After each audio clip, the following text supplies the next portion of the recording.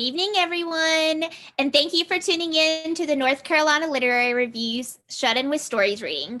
My name is Mary Myers, and I'm an editorial assistant with NCLR. First off, I'd like to thank Max Kilgore, our senior editorial assistant, for setting up the technology for this event and making sure we're running smoothly from where he's watching. Also, thank you to Bethany Holmes, Drake Keith, and Nigel Knight, our other editorial assistants, for helping make this event happen. Welcome also to our editor, Margaret Bauer, and fiction editor, Liza Wieland, who are watching from their respective COVID retreats, and send thanks to all of you for tuning in. Tonight's event is co-hosted by the North Carolina Writers Network, the sponsor of the Doris Betts Fiction Prize competition. Thank you to Charles Fiore, Communications Director of the North Carolina Writers Network, for his diligence in setting up and streaming this event. At this time, I'd like to turn it over to him to tell us a little more about the Doris Betts Prize and the North Carolina Writers Network. So thank you very much, everyone, for joining us. Anyway, this is the 14th year, at least, of the Doris Betts Fiction Prize, which is sponsored by the North Carolina Writers Network and facilitated by our good friends, the North Carolina Literary Review. The North Carolina Writers Network is a 1,400-member nonprofit that offers programs and resources for writers. One of these programs is a series of 6 competitions during the fall and winter, and the Doris Betts Fiction Prize is now the first of what we like to think of as contest season. Another of our programs is the North Carolina Literary Hall of Fame, which we oversee. Now, Doris Betts was inducted into the hall in 2004. A longtime professor at UNC Chapel Hill, she served as assistant dean of the honor program in the English department from 1978 to 1981, and held the title of Alumni Distinguished Professor until her death in 2012.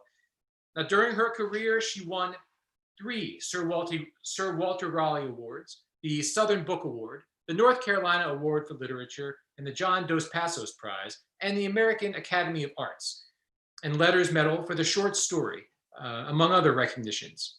Now, The Ugliest Pilgrim, the most widely printed of her stories, was the basis of a musical that won the New York Drama Critics Circle Award and later became an Academy Award winner as the short film Violet. So needless to say, we are so glad the North Carolina Literary Review has continued to help us honor Doris Betts with this annual fiction prize. Now it's my pleasure to introduce NCLR staffer, Nigel Knight. Thank you so much. So my name is Nigel Knight, and I'm an editorial assistant with NCLR. At this time, I'd like to remind everyone that short story submissions for the Doris Betts Fiction Prize is now open, and submissions are accepted from September 15th until October 31st. This year's first place winner will be published in the 30th issue of NCLR in 2021, and will receive $250 from the North Carolina Writers Network. Finalists will also be considered for publication in NCLR. NCLR's editor, a member of the North Carolina Writers Network board, donated to the network's prize money for others accepted for publication. The final judge for the 2020 Doris Betts Fiction Prize is Josephine Humphreys, a South Carolina writer who North Carolina claims too. She studied with Reynolds Price at Duke University, and her novel Nowhere Else on Earth is set in North Carolina. To hear Humphreys talk about writing, please check out the 7th annual Eastern North Carolina Literary Homecoming playlist on NCLR's YouTube channel. The Betts competition is open to any writer who is a member of the North Carolina Writers Network or who is a legal resident of North Carolina.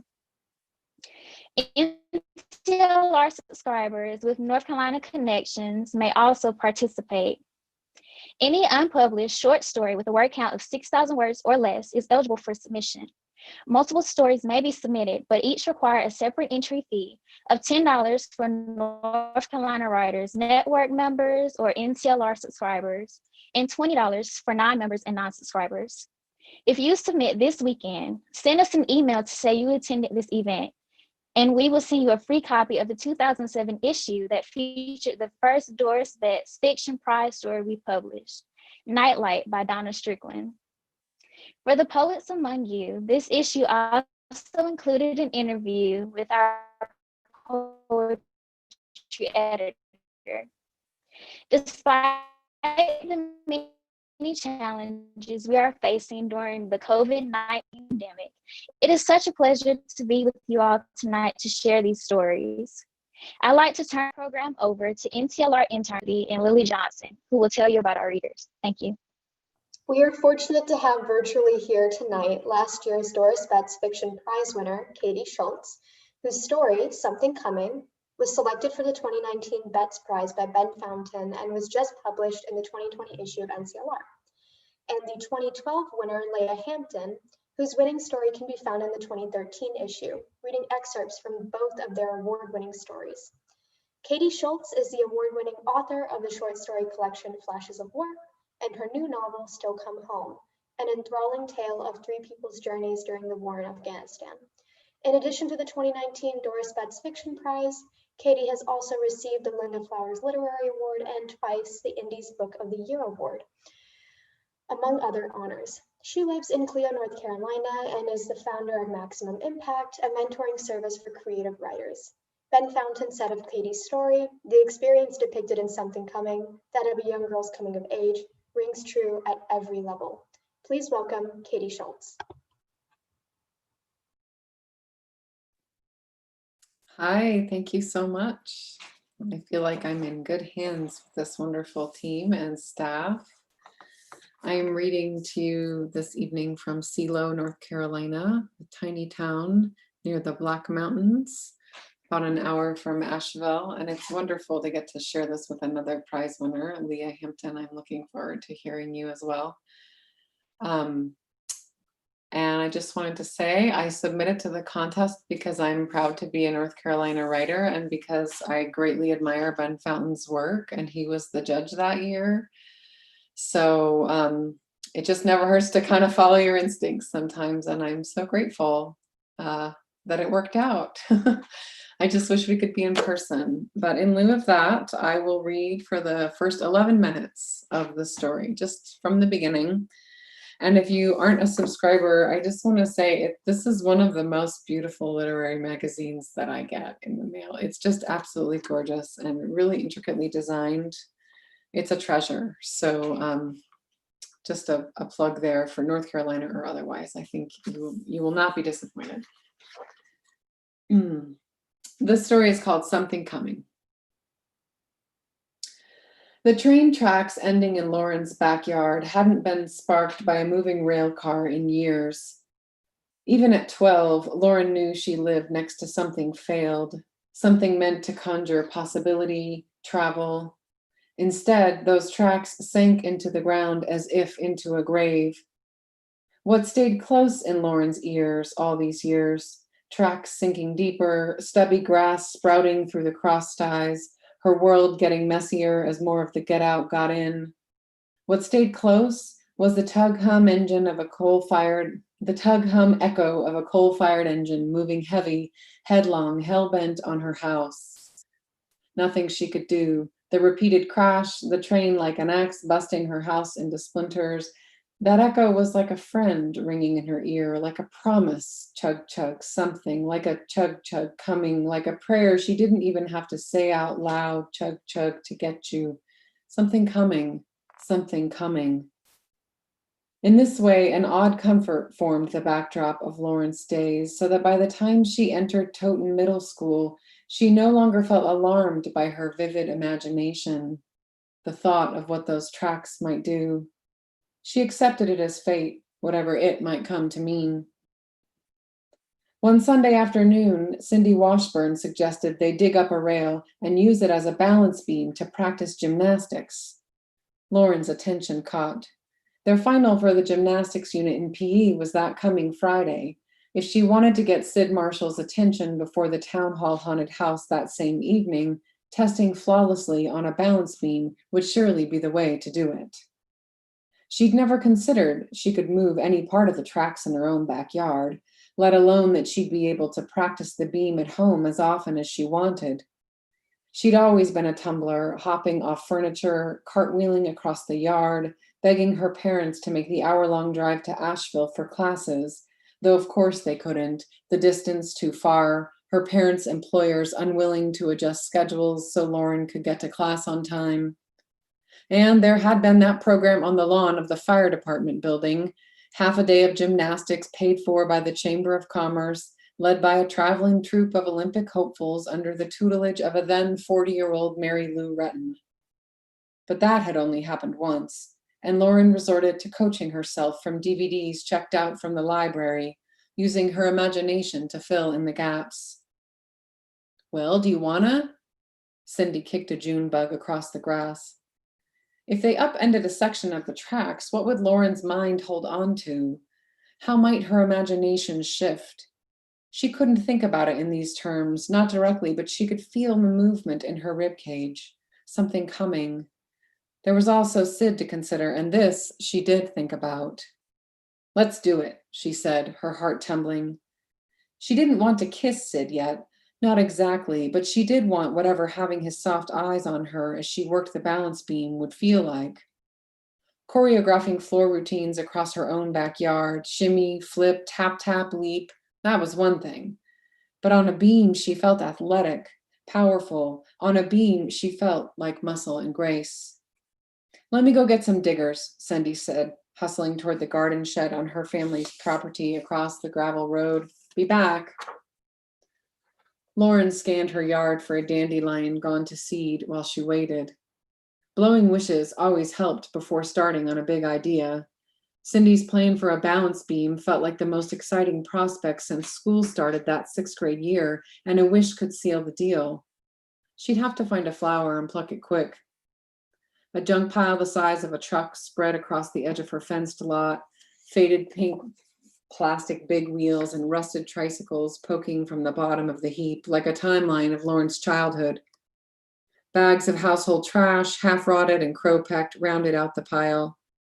An old mattress with a poplar sapling grown right up through it, empty motor oil containers tossed on top, nearly all of this from the previous owners. The rest of her yard looked patchy, grass and weeds and molehills, not a flower for making wishes, dead or alive, in sight. Come on, Cindy said, holding 2 trowels in her hand. She looked toward the corridor between Lauren's yard and the edge of the hardwood forest where the tracks sat, ancient, anchored, stubborn. I can't well dig 'em out myself. Lauren stood and followed Cindy across the yard. Cindy wore secondhand shorts, even this late into fall, and when she talked, her voice came at Lauren like a loud clap, insistent, always the sentinel on the lookout for adults who might spoil the fun. For Cindy, fun meant messing with whatever shouldn't be messed, sneaking into the county fair through a break in the chain link, making out with Charlie Filbert even though he was 17, a full 5 years older, and ought to know better, spying on the manager at Sonic because she'd heard he spit in the burgers. Where Lauren lived so much inside her body that at times she seemed clinically shy, Cindy threw herself at whatever she feared before it could get to her first. Cindy cawed over her kingdom, born its queen, where Lauren was a kindly wren, Cindy was a meddling crow. And though Lauren had no capability to live as loud as her friend, she did find comfort in the proximity. Cindy took up space, letting Lauren flit through the background. Lauren kicked at the rail closest to her glitter sneakers. A few grasshoppers sprung up, but the rail didn't budge. We're going to need shovels instead, she said. Then we ought to get your brothers to do the lifting. I know that, said Cindy. You go this time. I don't want to. Lauren walked across the road. She tugged at the bottom of her shirt as she moved, self-conscious. She'd only had her period once before, twice counting what started flowing this morning, and she disliked the feel of the damp pad clinging to her crotch. She returned to Cindy at the tracks and handed her a shovel.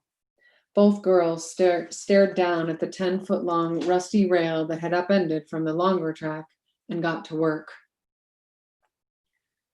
The sun hovered, watching, warming, moving toward twilight. Cindy and Lauren dug, occasionally on all fours, determined. The dirt in Toten was mica-flecked, as if broken glass or jewels had been mixed in with earthworm turds and leaf matter and whatever else made up the tacky soils of western North Carolina, until the mix was evenly spread across the valley, on up to the base of the Blue Ridge Mountains. And the brothers Lauren had mentioned, Cindy's two older brothers, were made from that dirt, perpetually torn jeans, grimy nails, dark brown face freckles that made the whites of their eyes stand out in contrast. Do you think your brothers will be able to lift it? Lauren asked. Cindy brushed a stray hair from her eyes. Probably, she said. Can't your daddy help too? Lauren nodded. Hiram, her daddy, Hiram, busiest mechanic in the county, Hiram, stronger than an ox. And he always reminded Lauren she had some of that in her too. Just as strong, he'd tell her.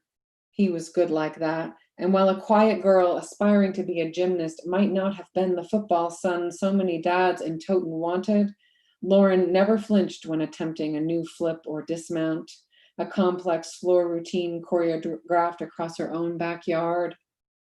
Maybe she had it in her already. Maybe Hiram gave it to her. Maybe it was his strength and her own determination that made it all come together. Regardless, when Lauren wanted to do something with her body, she proved unstoppable. The girls stared at their progress. Fading sun cooked their backs, the crooks of their knees, though the late October air carried early winter in its breeze. The hills would only stay this warm a few hours a day, the rest of the time wrapped in the cool damp of Appalachian hollers. Lauren stabbed her shovel into the dirt and remembered seeing that ox-like power in her daddy. It was the first time she'd needed standing up for in a public way, and she hoped the last. She, Hiram, and her mother Jill had slurped shakes at Sonic one Wednesday night after church last summer, biding time before Dee's drive-in fired up on the warped outdoor screen visible from the picnic benches in front of the burger joint. Everybody knew those benches were a free pass to movie night. Never mind you couldn't hear, and there wasn't any shame in sitting there waiting for the start of the show. Milkshake long abandoned, Lauren practiced back handsprings on the grass divider as customers came and went, lazy in the heat. Like to bet her, Lauren overheard a man's voice and paused between moves. She's just right with that perky ponytail and tight ass. It happened before she could fully react to the man's claim. Hiram, milkshake flying, Hiram, one fist, and a crackbone snap sound curling through the air like a whip, Hiram towering over an unconscious out-of-towner 20-something hick before Lauren could even swallow the saliva warming the insides of her cheeks. She hadn't known until then that she had something worth defending to the extent Hiram demonstrated. She spent the rest of that evening locked in her room, studying her backside in the mirror. Tiny cupped butt cheeks like a dancer's or a doll's. It wasn't even a body part she'd considered on herself before. She studied the mirror more, bedazzled pockets on the back of her target cutoffs, frayed edges along each cuff tickling her bare thighs, no suggestion of hips. The next day in school, Cindy explained it all. He could tell you were a virgin by looking at you, she'd said. He wanted to stick his dick in you. Lauren blushed at the word. Pecker, she'd heard boys say that at Sunday school before, and now it all came together. Her father had beaten a man because she had something that could be taken away with another man's dick. Her father had beaten a man and she hadn't said a word, though in those thick seconds afterwards she'd heard the train coming. Felt it too, that chug-chug, that engine axe busting her house into splinters like she'd seen in her mind's eye so many times already. That eerie feeling of fate that inexplicably had also come to feel like home. So there's your teaser. Thank you for your kind attention. Thank you, Katey. For more information about her and her upcoming book, you can visit her website, kateyschultz.com. My name is Lily Johnson. I'm an intern for NCLR since last January. I'm here to introduce our second reader, Leah Hampton, the winner of the 2012 Doris Betts Fiction Prize. Those of our listeners in the Asheville area can find signed copies of both of these writers' new books at Malprops. If you purchase either book or a 2020 NCLR from Malprops, send us a copy of your receipt and we'll send you the free 2007 issue that Nadja told you about before.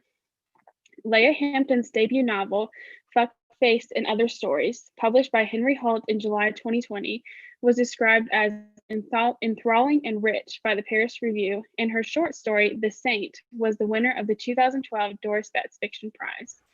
She has also been awarded UT Austin's Keene Prize for Literature and the James Hurst Prize for Fiction, and has held fellowships at Hedgebrook, the Adirondack Center for Writing, Wild Acres, the Vermont Studio Center, and the Stadler Center for Poetry at Bucknell University. She lives in the Blue Ridge Mountains, and her work has been featured in Ecotone, McSweeney's, Electric Literature, and many others. Our fiction editor selected Leah's story for the 2012 prize, saying she was moved by the quiet, deliberate voice in the story, as well as the energy of the language. Please welcome Leah Hampton. Thank you, Lily. Hey, everybody. And thank you so much to Katey. I just loved reading that story. I've been an avid subscriber to NCLR for a long time, and I'm really looking forward to getting this issue and happy to share time with Katey and her work. So this story that I'm going to read is from my book, which just came out in July, and The Saint, which is the Doris Betts story, was the first piece from this collection that I published. And that was interesting because it really kind of propelled me and really convinced me that, okay, maybe I have something here. And so I just want to encourage people who are watching, if you are living in North Carolina and are not yet a member of the North Carolina Writers Network, I cannot recommend it highly enough. It was a source of wonderful information and friendly faces when I was starting out. And if you have not yet submitted that story that you've got to the Doris Betts, I strongly recommend that you do. It is a wonderful award and something that has really meant a lot to me over the years. So I'm going to read Saint, which is, and another reason this meant a lot was because this is one of the more experimental pieces in the book. And as you'll hear, it's kind of elliptical and more like, in a lot of ways, for me, kind of like a long prose poem than a story. But this is called Saint. Your brother is going to die in 12 years. It is winter. Lake Huron has frozen, and the family is staying in a cabin near the shore. These cabins are cheap in winter. Nobody even bothers to ice fish around here. It is so cold. You are 8. Your brother demands that you accompany him on a walk by the lakeside. We might see bears, he says, but don't be scared. Your brother is 11. He knows where the bears are. Michigan winters are a neverland to you. You remember the North as a fairy world, an icy magic wonder, far from the warmth of home. You realize, even then, at 8 years old, that this is slightly corny. You do not tell your brother how pretty you think everything is, the whiteness, the crystally twinkling of the sunlight on all the whiteness, the snow, the ice. It doesn't matter that you didn't tell him. He's going to die anyway.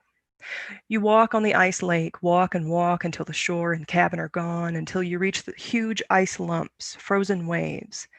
They are higher than both your heads. You're not sure you believe these are waves. Your brother walks around them, looking. His thick black coat is trimmed with an orange cord that travels up his arms around his hood. He looks perfectly warm. I wonder how that happened, he said. It doesn't seem like that's what it is. You still don't know if you really walked out that far on the lake. You still don't know, all these years after your brother has died, if you remember it correctly. You just remember the huge white lumps, the clean ice, the stillness. Are you right? There's no way to know. No one else can remember it. Your brother is going to die in 2 months. He's such a lazy bastard. He lays in bed, has stolen the whole morning, stolen your favorite quilt. You're leaving in a few minutes, going abroad for the first time in your life on an airplane and everything. You won't see him again for at least another 3 months. You will never see him again. He is too goddamn lazy to get out from under your favorite quilt, the one with the white border, the one with all the triangles, and say goodbye. You are 20. Come hug me, he says. I love you. You sigh and lie down next to him. He still smells the same as always, only spicier. He wears cologne now, and you breathe in traces of it. You have been glad to be in his home for a few days. You feel between things, lost. You're afraid to go someplace where you don't speak the language, but you're even more frightened of not going. His house has been a real thing, a few days of stability, but now you're leaving again. Your brother does not smell like he's going to die. The bed, laid with your favorite quilt with the triangles, feels warm. The lumps of his body, shoulders, knees, feet, swirl and swell, rolling and arcing like the Blue Ridge outside the window. Your grandmother made that quilt, her mind wandering to the Cumberland Gap, wandering for her lost children, wandering as she sewed each little piece. So you've kept it, that quilt. You wish you could stay, but the feeling passes quickly.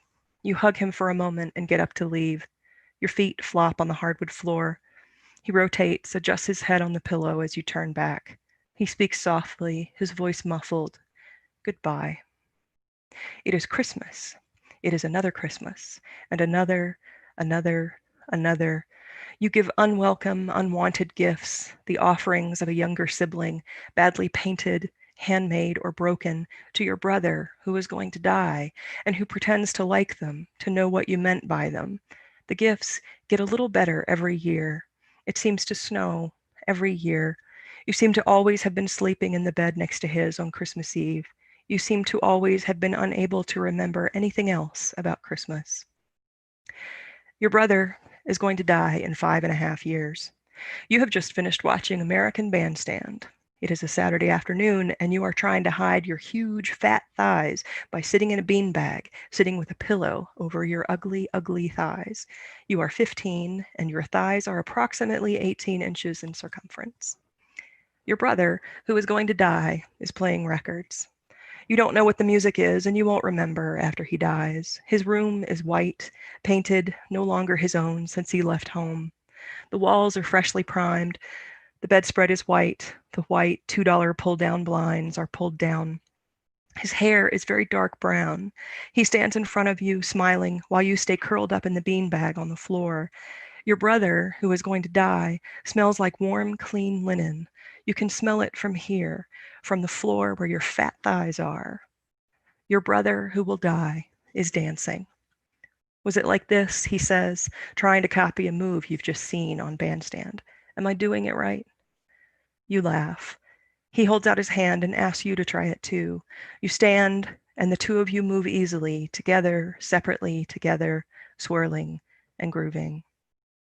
Your brother will be dead in 1.5 years. It is Christmas. The whole family has come to visit your brother in the little town where his big new job is, his big new house. The house sprawls and squats, a real bungalow with wide porches and dry stone walls in the yard outside, pillars, headboard, beadboard, a view of the Balsam Mountains.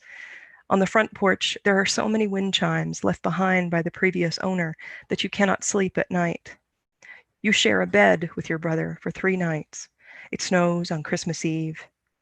You lie in bed and talk. You are both grown up, but you accuse each other of stealing the covers. You giggle. There's so many people in this house, so many spoons in the kitchen downstairs. It is so cold outside. It snows, the wind blows. You laugh and fight. You wish desperately, because he will be dead in 1.5 years, that you had the courage to curl up into him like a nesting spoon. You can't remember the last time you did this, and you have no excuse to do so. You feel silly, so you do not ask. You look out the window and watch the white flakes swirling. The wind chimes jangle. You do not curl up against your brother, even though, for no reason, that is all you want to do. You wonder if he knows this. You exchange good gifts this year. You can't remember what they were. You are 2. You do not remember this, but you have been told. Your brother is going to school. You stand teetering at the screen door of your childhood home, screaming. The screen door has to be closed to keep you in, but the windows, big doors, everything else is open. It is late summer and so warm. Fans buzz, a low hum that drowns out the rest of the world. Your brother is leaving you. You are screaming his name, or at least a version of his name. Your toddler mouth howls. The tears streak down your face. Your diaper hangs lopsided from your waist. You do not remember this. Your brother turns around and walks back to the house while you are screaming. The school is only just across the road, but you do not know this. You only know he's leaving, and the white metal of the screen door is a barrier as you watch him go. You keep screaming even though he is coming back. He brings you with him to the edge of the road. He holds your hand and walks with you. I'll be home soon, he tells you softly. I won't be far away. See? He points across to the school you do not recognize or see. His brown hair is downy and soft. His cheeks are full. He is only a little boy. Someone, probably your mother, because she may be the one who told you this story, holds you back as your brother crosses the road. His legs are chubby, but he walks gracefully. He looks back and waves, then runs to school on his chubby, graceful legs. You are tired from howling and crying, so you just watch him, pouting. Your eyes are big white saucers. He is leaving you. You cry for the next 5 hours until he comes home. He'll be dead soon. You are in Portugal, on that trip abroad you were so frightened of taking. You always seem to be leaving, trying to go somewhere. Your friends or maybe your professors have brought you to Fatima. After all this time, all the talk of miracles, Fatima is a huge disappointment. They are restoring the cathedral, so you can't go in. No tourists at this time of year, no restaurants, no stores open. The long, vast space in front of the cathedral is paved, pristine, white concrete. You don't remember where your friends went or why you are alone in the huge open space before the cathedral. There is no one here. You think you see a nun in the distance out of the corner of your eye, a black figure crossing the white pavement, but you're not sure. The sky is low and thick with clouds. Your brother will be dead very, very soon. You roam around the empty expanse, looking at fountains, statues, hedges, more statues, Our Lady, whatever. Everything is stone. Everything has outstretched hands. The concrete around you is flat, white, empty of believers. The sky is white and overcast. The pavement is an outstretched hand. You sit under a hedge on the very edge of the pavement and write a postcard to your brother. All around you, total silence. You have no idea where everyone went. Your brother is dead. It is hard to know anything else but this. Someone told you. An accident while hiking the old forest road. He was crushed by some drunk trucker, some axle or unseen wheel, a lathe of evil twirling briefly the world, destroying its edges for no reason. And now you are tired. Constantly. You drive your car for miles in the dark, screaming for no reason. You cry for a whole year. You sleep for a whole year. You curl up under that quilt, the one with the triangles, and you sleep for an entire year. You remember almost nothing about that year, except that you watch a lot of television. Your television was black and white, a white box with silver and gray images playing constantly, incessantly. Your brother is going to die in 10 years. You know now, 10 years after he is dead, that 10 years before he died, you knew. It is 10 years until your brother will die. It is summer, and the two of you go for a walk. The cicadas trill loudly, early evening. The field behind your house is high with corn. Everything seems dry and hot. You walk and laugh. The two of you are funny. Books, stories, river birches, everything makes you laugh. You are both so bright, such strong children under the hot sun. You run and fight and yell. The country road is not paved, but you notice someone has covered the dirt track, put down a layer of long, thin slivers of tar. They are like black popsicle sticks with big white flecks in them. You marvel at these. Neither of you has ever seen them before. You pick up handfuls of them and throw them in the air. When you get home, you look down and realize that bugs, chiggers, mosquitoes, something you don't remember, have bitten you. Your legs are covered in huge red welts. They itch and burn. They hurt. You look at your brother, but neither of you understands. Was it the popsicle sticks, the heat? Why didn't they bite him too, whatever they were? Your brother is 13, and he goes and gets cold water, rubbing alcohol, a towel, a soda.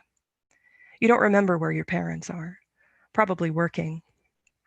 Hold still, he says. He kneels down and washes your legs and feet with cold water. You lean back on the old sofa. He puts alcohol on the welts, sucks in air through his teeth in sympathy when you whimper from the sting. He gives you the soda. You love him so much, and he takes care of you. You realize now, years and years after he has died, that he was dead long ago. He was dead when he did this, when he dressed your bug bites, because all the saints, at least the ones you can name, have always all been dead. He is the only thing you notice or remember. You lean back on the sofa and look at the white and gold wallpaper while your drink fizzes next to you, and you realize you will still wonder someday, much later, what it was that bit you. You realize 10 years before he is going to die that you do not know if the frozen waves were real. You realize 10 years before that you're going to want to curl up with him in the bungalow house on Christmas Eve. You realize 10 years then, that he is a saint. You realize this is a terrible thing, to have a saint for a brother. You realize that 10, 15, all the years after he dies, it will be just as bad, just as hard. You realize somewhere at some time that none of this could ever have happened. There is no proof. There is no one who remembers these events but you. They become then or now like lost things, like icicles or faith. You do not know where any of this starts or ends.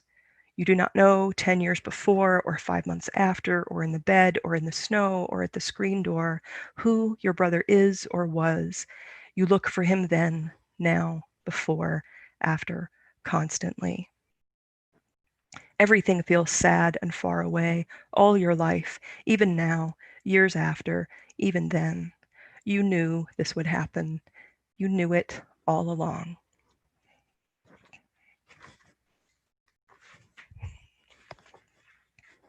Thank you for listening. Thank you, Leah. To read this short story and another story she published in NCLR 2018 online, and more by Leah, get her new book, Fuckface and Other Stories, which was released in July. And again, if you buy either of these authors' books from any independent bookstore or NCLR 2020, send us proof of purchase, tell us you're here tonight, and we'll send you the 2007 issue featuring the first Betts Prize story we published. Thank you to our authors for their wonderful work. Now we'll open up the floor for questions to our authors. We will start with some of our editorial staff questions while you at home think of the questions that you would like to ask. You can place those questions in the chat box below or beside this video, depending on which device you are viewing. Our first question is for both Katey and Leah. Ladies, how has North Carolina influenced your writing?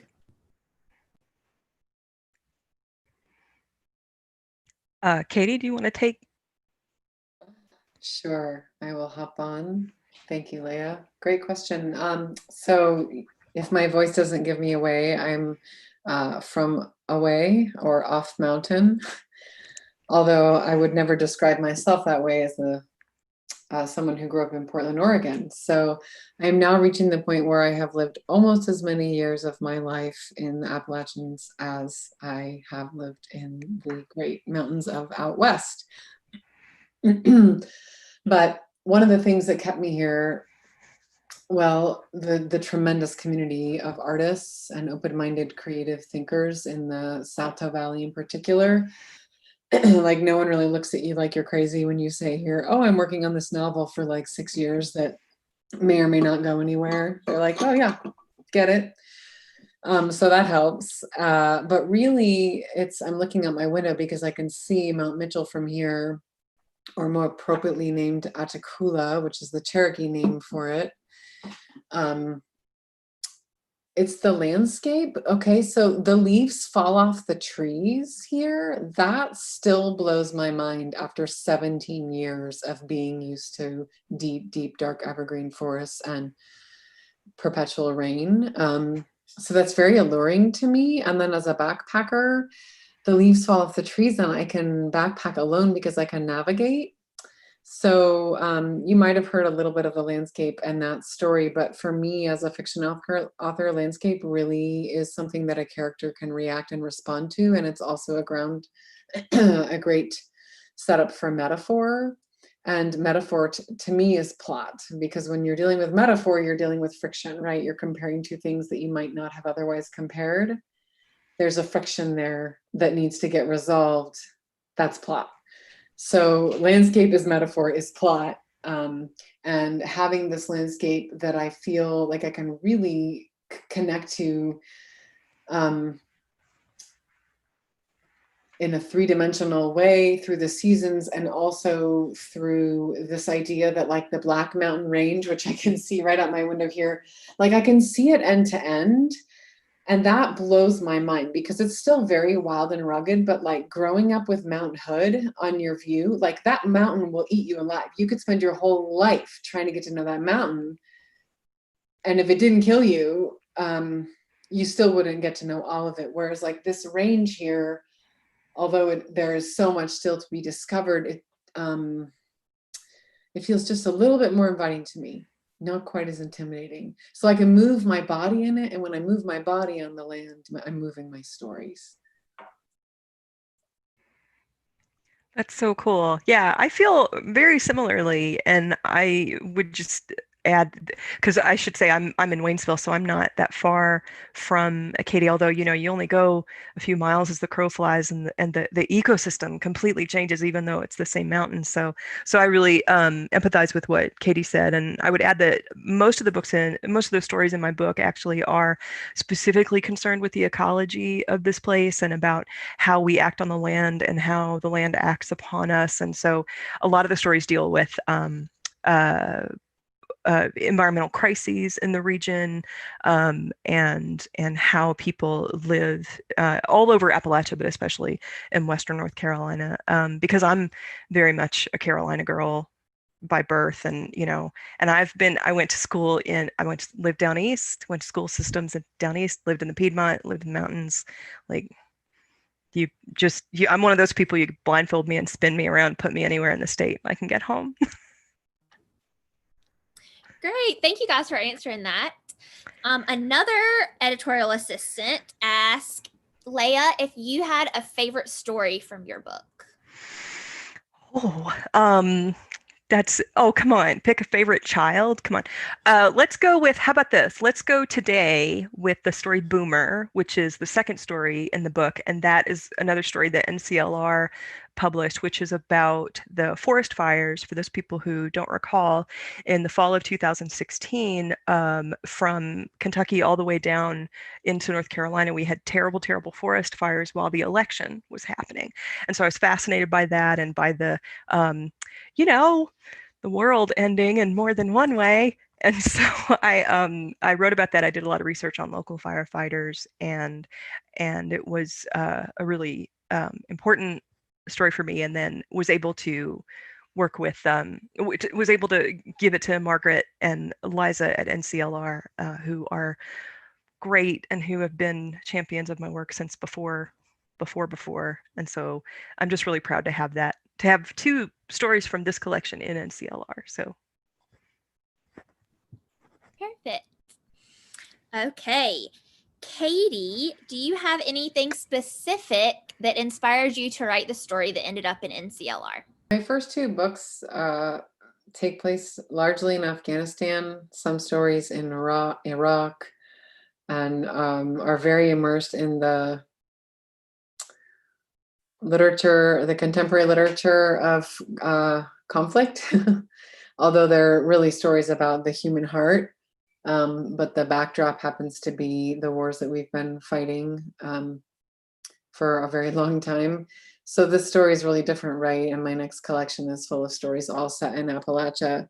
So that's a long way of saying what might be normal for many writers was really abnormal for me, and that this story actually had a direct link. Like, I actually turned left to drop my trash off at the convenience center, and there's this old house there, and there are old tracks that literally go into the ground. You're like, where's the train? Like, they go into the ground. And for years I would just stare at that spot. It's like, man, that is metaphor, like waiting to happen.